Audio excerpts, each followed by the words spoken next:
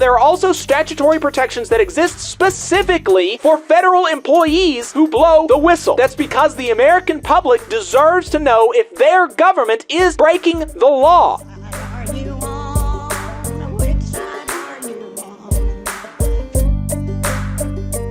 Last week, we talked to attorney Paul Osadebe from the Housing and Urban Development Department, HUD, about his allegations as a whistleblower that HUD is violating its statutory duties.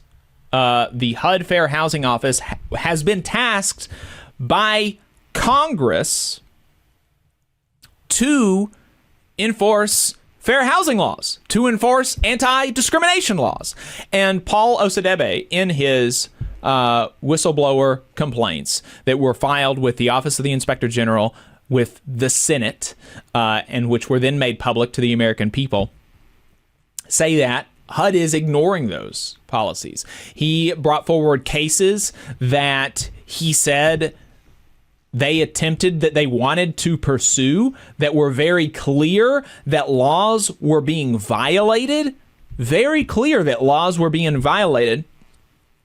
and demonstrated how HUD was stopping them from pursuing those cases, right? We had a whole conversation with him. I think he was on our program for like 30 minutes. You can go back and check all of that out just for the details of the cases and how they were being stopped, et cetera, et cetera. Well, the news this week is that only a couple of days after we had him on this program, probably not because he was on this program, probably more likely because he was in the New York Times and stuff like that. But on that Monday, he was fired. He was fired for telling the American people the truth. And that is explicitly, he was on recently the Real News Network with Max Alvarez. I recommend folks checking it out, checking out that video and that article. I dropped it in the chat. You can read that. Max, friend of the show, the voice of the Valley Labor Report. He does our intro. He interviewed them shortly after they were fired.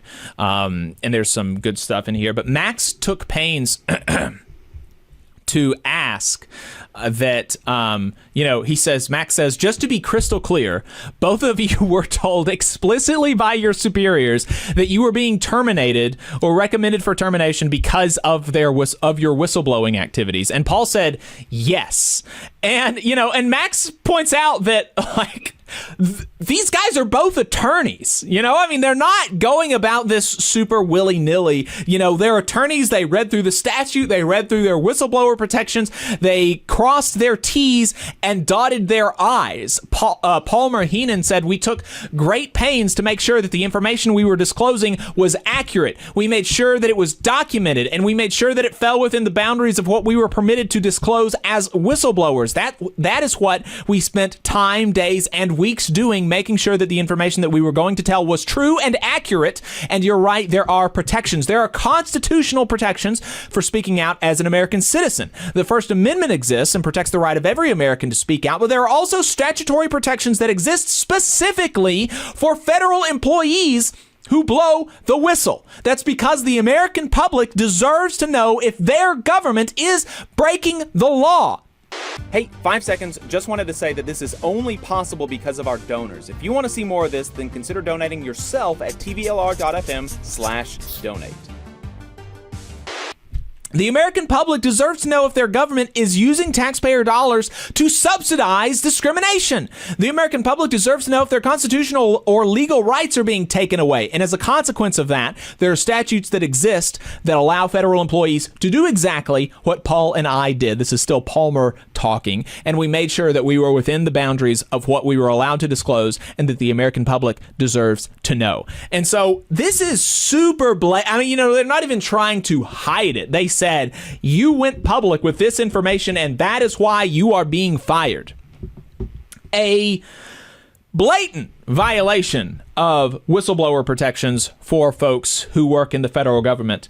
And, just another sign of this creeping authoritarianism. There's not really another way to say it other than that is what the Trump administration wants to be. They want to be an authoritarian government that people are not allowed to criticize or critique or blow the whistle on when they violate the law. They want to be able to violate the law with impunity. And so they're doing everything that they can to punish people who do speak out when the government violates the law. It's just such a gross thing that's happening here. And I, you know, and I obviously feel for Paul and Palmer.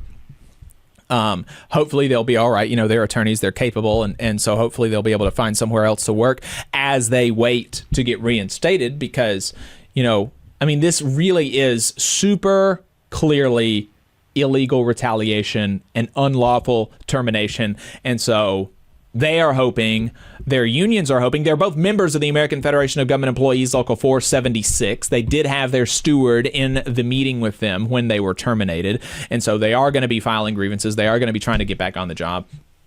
Hopefully they'll be able to find something to do in the meantime to make a little bit of money. But yeah, really super concerning things, you know. And if you're a conservative and you're listening to this, you need to tell your congressperson and your senator that this concerns you, right? Because when people, you know, when people like me reach out, and especially if they have any idea about who I am or where I come from, you know, Republicans are like, they just don't care. So they need to hear from conservatives who care about the rule of law. And so I would encourage people to let their representatives in Congress know that you care about this.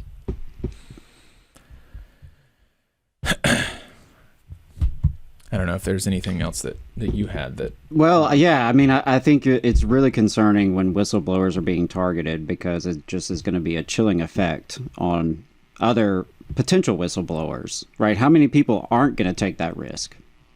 And they're just going to try to keep their head down and hope that, you know, everything works out eventually. And then how much wrongdoing will we not know about? Right. As a result? I think that's, you know, a huge concern for any agency. And it's happening not just in HUD, obviously, but, you know, this is a new reality, I think, for a lot of federal workers. And, you know, that's why they're trying to take away federal workers' unions and take away the contracts and, you know, strip these workers of their voice on the job.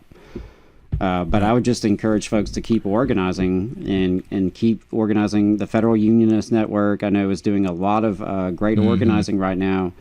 And, you know, building collective power, even without a recognized union, is definitely possible and more urgent and necessary than ever, probably.